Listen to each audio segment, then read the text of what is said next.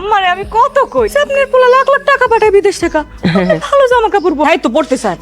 কেন এমন করো? আমি কার জন্য টাকা ইনকাম করি? এত কষ্ট করি। তুমি নতুন শাড়ি পরবা, প্রতিদিন নতুন নতুন শাড়ি পরবা। তুমি যদি ভালো কাপড় না পরো, ভালো মন্দ না খাও, ভালো না থাকো, তাহলে আমার এত ইনকাম করে লাভ কি? তুমি ভালো থাকলেই আমি ভালো থাকি বাজার। ঠিক আছে, রান্না শেষ করো তাড়াতাড়ি।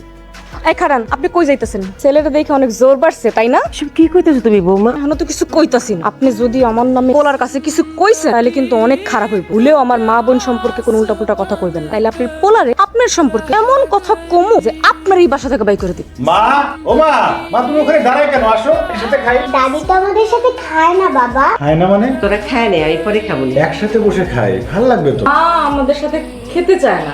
আমার মা টেবিলে বসে যে, এর জন্য আম্মা খাইতে চায় না। আমি কতবার বলছি যে আমাদের সাথে বসে খান, সে শুনেই না। কি করবো বলো?